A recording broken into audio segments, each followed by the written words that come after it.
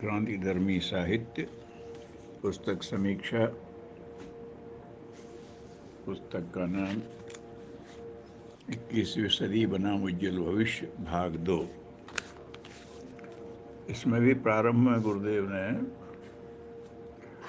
जो विश्वव्यापी विभीषिकाएँ उभर रही हैं उनका जिक्र किया है नए ढंग से, लेकिन उसके साथ कहा है कि ये स्थिति ठीक है लेकिन निराशा की स्थिति ना आने दी जाए। परेशानियां आती हैं, जाती भी हैं, लेकिन जो निराश हो जाते हैं फिर उससे आने वाली अगली संभावनाओं पर ध्यान नहीं दे पाते, क्योंकि भगवान की तो योजना है ही और ये युग परिवर्तन का समय है। तो जब निराशावादी हो जाता है तो अगले क्रम को समझ नहीं पाता, इसलिए उन्होंने कहा कि निराशा ना फैलने दें लोगों से। अगर निराशा के उसमें आ जाते तो कृष्ण के साथ ग्वाल बाल कैसे चलते, राम के साथ ऋष वानर कैसे चलते, ये सब बातें हैं। नए युग में भी फ्रांस में क्रांति करने वाली एक किशोरी जोन ऑफ आर्क, उसने वो अपना कमाल कर दिया। लेनिन ने अकेले दम पर खड़े होकर के रूस में क्रांति का आधार खड़ा कर दिया। बुद्ध का धर्म चक्र प्रवर्तन भी इसी ढंग से देखा जा सकता है। गांधी के सत्याग्रहियों को भी देखा जा सकता हुआ है। अर्जुन भी का भी मनोबल टूट रहा था, लेकिन कृष्ण ने उसे लड़ाया। ये अगर निराशा में फंस जाते तो कुछ कर नहीं पाते, लेकिन उसने सबने फिर उल्लेख नहीं किया। इसलिए कहा कि ये अगला होने वाला है, एक महाक्रांति हो रही है। महाक्रांति क्यों कहा? क्योंकि क्रांतियाँ क्षेत्रीय हुई थी और ये वैश्विक होना है, पूरा भूमंडल इससे प्रभावित होगा, इसलिए इसे महाकाल किया।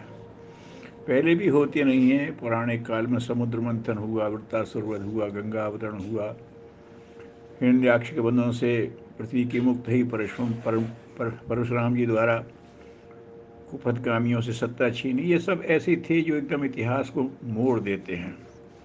महाभारत का युद्ध भी उसी तरह का था। तो ये युगांतरीय प्रवाह एक पैदा हो चुका है और ये क्रम अपना काम करेगा। इस महापर्व को युगांतर के नाम से, युग का एक परिवर्तन। यूँ तो युग बदल रहे हैं, लेकिन जब भगवान कोई सुनिश्चित संकल्प के साथ समय को नई दिशा में मोड़ना चाहता है तो फिर वो युगांतरीय परिवर्तन होता है। तो जो अभी तक हुई हैं उसमें ज़्यादातर क्रांतियाँ भौतिक स्तर की हुई हैं।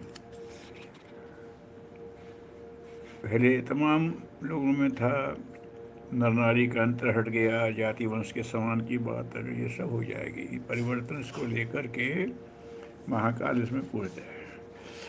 कुरीतियाँ अपना जोर मारती दिखती हैं, लेकिन उनको यूँ समझना चाहिए कि मरता सोना क्या करता है, मरता क्या न करता। तो ये जाते जाते आसुरी शक्तियाँ अपनी पूरी शक्ति लगा रही हैं, प्रत्यक्ष में देखा जाए। भविष्य का निर्धारण कोई कैसे कहे? मनुष्य अपने भाग्य का निर्माता आप है, लेकिन दृष्टाओं ने जो देखा है, गुरुदेव का जो प्रवाह आ जाता है प्रकृति में परिवर्तन देख करके, ये पर्यावरण वाले बता देते हैं कि अगले दिनों ऐसा मौसम होने वाला है। ऐसा दिख रहा है, एक नई तूफान का खड़ा हो रहा है, क्योंकि ये सब वो चीज़ बिगड़ चुकी है जिसमें एक महाक्रांति सृजन और संतुलन के लिए उभरती है, वो नया काम करती है। संतुलन भी बनाना है, सृजन भी करना है। जो ध्वंस हो रहा है उसको बिगाड़ना भी है और नया सृजन भी करना है। तो इसके लिए एक बड़ा काम हो रहा है। और इसमें उन्होंने कहा कि अभी तक 4 शक्तियों पर लोग भरोसा करते थे। बुद्धि की, जिसमें विज्ञान साहित्य कला भी है, शासन सत्ता जिसके अंतर्गत व्यवस्था सुरक्षा और उससे संबंधित तमाम साधन अधिकारी हैं, धन शक्ति, इसमें उद्योग व्यवसाय निजी संग्रह बैंक आदि शामिल होते हैं। ये तो चल रही हैं। लेकिन दोनों एक चौथी शक्ति उभर रही है। ये जितनी शक्तियां हैं ये समय के प्रवाह के साथ बहने लगती हैं। बुद्धिमान लोग भी क्या जाने लगते हैं, ये सब बुद्धिमानों नहीं तो गलत गलत डेफिनेशन करके गलत साहित्य रच दिए शासकों के दबाव में। तो ये बुद्धिमान शासन व्यवस्था और धन शक्ति बहक सकते हैं। लेकिन अब एक शक्ति बढ़ रही है, प्रखर प्रतिभा। वो प्रभु को समर्पित होगी और वो अपने ही रास्ते पर चलेगी। ये बुद्धिमानों की और क्रिया कुशलों की, व्यवस्थकों की पराक्रम के प्राण में देखी जाती है। इससे बाहरी काम तो बहुत कर लेते हैं, ये जितने भी सफलता उन्हीं से मिली है। लेकिन अब जो प्रखर प्रतिभा आई है ये उत्कृष्ट आदर्शवादिता के लिए लगी हुई है, उसके प्रति समर्पित रहेगी। इसमें उच्च स्तरीय भाव संवेदना का समय होगा। श्रद्धा, प्रज्ञा और निष्ठा जैसे तत्व उसमें देखे पाए जाते हैं। सामान्य प्रतिभा जो होती है बस यश बड़प्पन निज के लिए ही लग के रह जाती है। लेकिन ये जो कुछ होगा ये वसुधैव कुटुंबकम के लिए, सबके कल्याण के लिए करेगी। स्वार्थ की संकीर्णता में नहीं फंसेगी और व्यापक लोक मंडल के दिशा में ये काम करेगी, ऐसा भगवान का निर्धारण है। तो एक प्रकृत प्रतिभा आ रही है। स्वाध्याय, सत्संग, प्रेरणा, परामर्श आदि द्वारा भी सन्मार्ग पर चलने का मार्गदर्शन मिलता है। पर यह सब कभी गले उन्हीं के उतरता है जिनके अंदर भाव संवेदना होती। प्रकृति प्रतिभा भाव संवेदना प्रधान होगी। अजी क्या होगा, जो कहते हैं नहीं, हम देख रहे हैं परिस्थितियाँ, पीड़ितों की पीड़ा से हम वो हैं, भगवान की संवेदना को हम पकड़ रहे हैं, आगे परिवर्तन हो रहा है। तो बस ये ऐसे ही है। सीप में एक बूंद गिरती है तो मोती हो जाता है, रेत में गिरने से उसका सत्व भी समाप्त हो जाता है। तो वो जो प्रेरणा प्रवाह आता है वो ऐसी श्रेष्ठ भावना संपन्नों के अंदर जाता है तो मोती बन जाता है। मतलब उन्हें ऐसा कुछ जीने का मौका मिलता है, ऐसा कुछ करने का मौका मिल जाता है तो एक तरह से ऐतिहासिक सिद्ध होता है, उनके लिए अपने जीवन को भी सार्थक बनाने वाला होता है। तो इसके लिए पहले वो करते थे, ऐसे भावनाशील लोग थे। पहले युद्ध होते तो राजपूतों में हर परिवार से एक व्यक्ति सेना के लिए रह जाता था। बौद्ध धर्म का विस्तार इस तरह हुए, हर परिवार से एक एक भिक्षु निकले। तो ऐसे ही अब सूक्ष्म जगत में चल रहा है कि स्वार्थ, लालच आदि से ऊपर करके 21वीं सदी उज्ज्वल भविष्य की जो भगवान का उद्घोष है उसके लिए प्रतिभाएं काम करें। दुर्बुद्धि ने अपने डहर ढाल लिए, लेकिन अब सद्बुद्धि को अपना कमाल दिखाना है।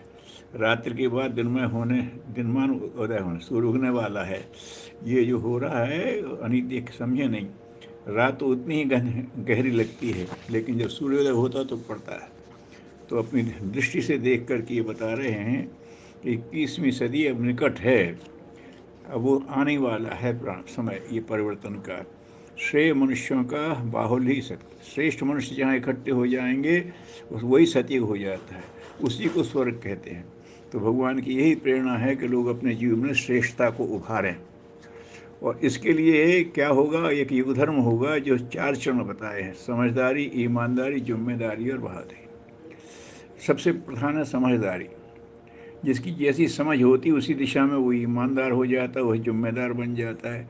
गृहकटों के लिए, व्यापारी के लिए, नेता नेताओं के लिए।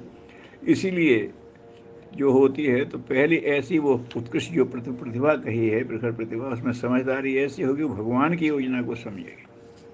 तुरंत के लाभ में नहीं जाते, वो आगे तक दूर का देखते हैं। चिड़ियों की तरह दाना लेके फंसने वाली बात नहीं है, अपने लक्ष्य को लेकर के चलने की बात है। अगर देखा जाए तो इन दिनों जितना कुछ हो रहा है ये हमारी नासमझी की है। गुरुदेव ने समझदारों की नासमझी पुस्तक लिखी है, उसमें यही सिद्ध किया है कि चाहे वो पर्यावरण बिगड़ रहा हो, चाहे अपराध बढ़ रहे हों, जो कुछ भी हो रहा है अप्रिय, उसके पीछे मनुष्य की नासमझी है। तो समझदारी आएगी तो ये समझेगा कि हमें दुनिया के प्रवाह नहीं बहना, भगवान की योजना में शामिल होना है।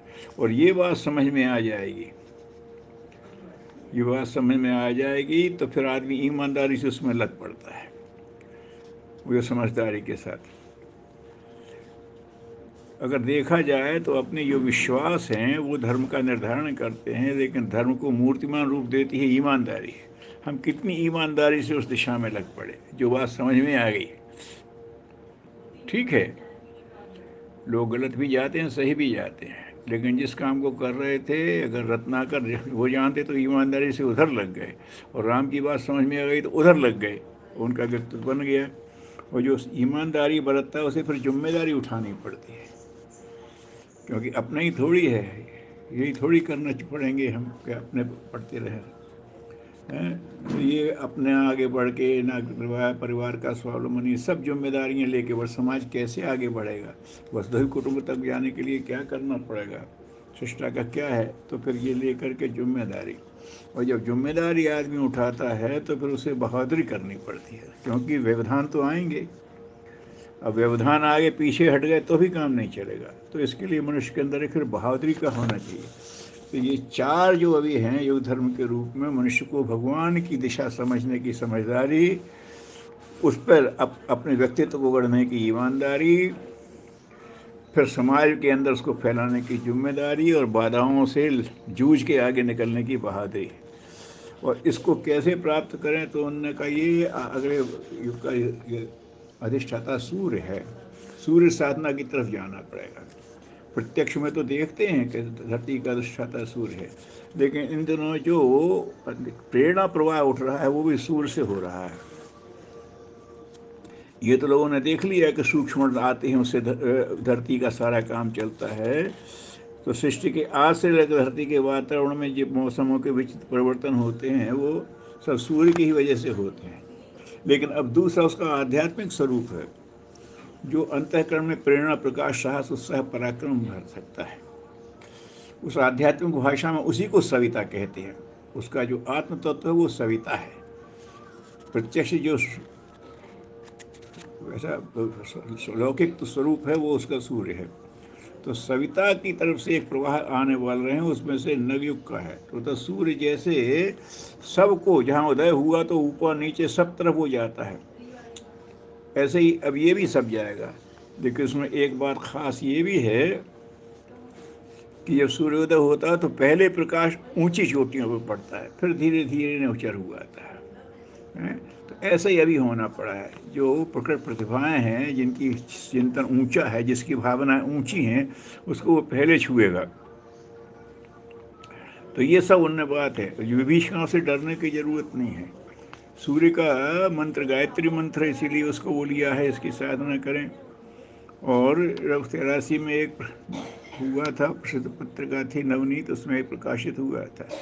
लोगों ने ये किया था उसमें कि गायत्री मंत्र की सामर्थ्य इतनी है कि वो अणु अस्त्रों के भी प्रभाव को निरस्त कर सकती है, क्योंकि सूर्य में तो उससे बहुत बड़ी शक्ति है। तो वो चेतन शक्ति का सब लोग आवाहन करें तो ये हो सकता है। तो इस तरह से जो कहा है, तो सूर्य उपासना पे लोगों को आना पड़ेगा। मतलब गायत्री के माध्यम से सविता की वो करके उसकी श्रेष्ठता को अपने अंदर धारण करेंगे, तो ऐसी प्रतिभा उभरेगी जो समाने को मोड़ करके सही दिशा में लगा देगी। इसके लिए ध्यान उन्होंने बताया है कि भावना करें स्वर्णिम सूर्य ऐसा आ रहा है, उदय हो रहा है, फिर वो हमारे अंदर प्रवेश कर रहा है और हमारा रोम रोम उससे प्रभावित हो रहा है और ऊर्जित हो रहा है, चार्ज हो रहा है। ऐसा अगर ध्यान करें लोग, तो चूंकि भगवान की व्यवस्था है तो उसके वो रिसीवर बन जाएंगे, उसको वो पाने वाले बन जाएंगे। तो ये तमाम उनकी भगवान की जो संभावना, उन्हें ये सब कह दिया है। जब आंधी तूफान आते हैं तो धूल और पत्ते भी आसमान में उड़ने लगते हैं। ऐसे स्वतंत्रता संग्राम में हुआ था। तो ये ऐसा ऐसा ही एक आएगा। तमाम तरह के जो विज्ञान के चमत्कार हैं वो तो हैं ही, लेकिन अब ऐसे ही एक दूसरा होना है कि प्रगति की इस द्रुतगामिता पर हैरत होकर के लोग यहाँ न पड़ता है। जो स्थूल हुए ऐसे ही सूक्ष्म होने वाला है। इस तेजी से लोगों का उधर का परिवर्तन होगा। नारी शक्ति को भी आगे बढ़ाने का हो जाएगा। वो कह रहे हैं महाकाल की हुंकारें जो 10 दिशाओं को प्रतिनिधित्व कर रही हैं, उन्हें अनसुना कैसे किया जा सकता है। तो ये बात उन्होंने कहा है। और उदाहरण दिए हैं कि अचानक ग्राम पंचायतें हुई, नारियों को अधिकार दे दिया गया, है ना। प्रौढ़ शिक्षा गले की हड्डी बनी थी, लेकिन सब अपने एक तरफ से धीरे धीरे हल होते चले। लिखा है कि यह क्रांतियाँ, नई नई क्रांतियाँ रेलगाड़ी के डिब्बों की तरह एक के पीछे एक दौड़ती चली आ रही हैं। उनका द्रुतिगत से पटरी पर दौड़ पड़ना हर कोई देख सकता है। तो उसमें सार संक्षेप में ये सब बातें कहते हुए उन्होंने एक बात खास ये कही है, जिसको हम संकेत कर भी चुके हैं, कि ये 89 से 2000 तक का 12 वर्ष, ये उन्होंने कहा था युग संधि का काल है, फिर सृजन काल शुरू हो जाएगा। अब तो हम सृजन काल में चल रहे हैं, लेकिन उन्होंने कहा ये प्रखर प्रतिभाएं आएंगी, वो दोहरे दो मोर्चों पर लड़ेंगी, है ना। वो जो पुराना टूट रहा उसे टूटने भी देंगे, उसमें संशोधन भी करेंगे और नए सृजन की तरफ लेके आएंगे। तो शिखार पर जैसे प्रकाश आता है वो आगे आ जाएंगे। जितनी भी ये हैं, एक नया समुद्र मंथन होगा, उसमें कुछ नई चीज़ें निकल करके आने वाली हैं। तो चौथी शक्ति प्रतिभा है, ये हावी हो जाएगी वातावरण पे।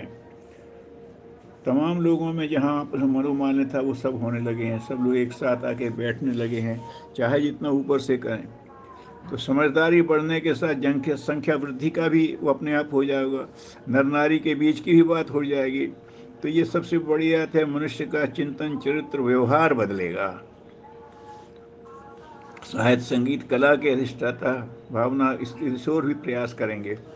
तो ये सारी संभावना लेते हुए उन्होंने कहा है, इसके बाद जो आदमी की प्रतिभा बढ़ेगी तो वो सेवा और सृजन की उमंगें तूफानें उठेंगी, सेवा की भी और सृजन की भी।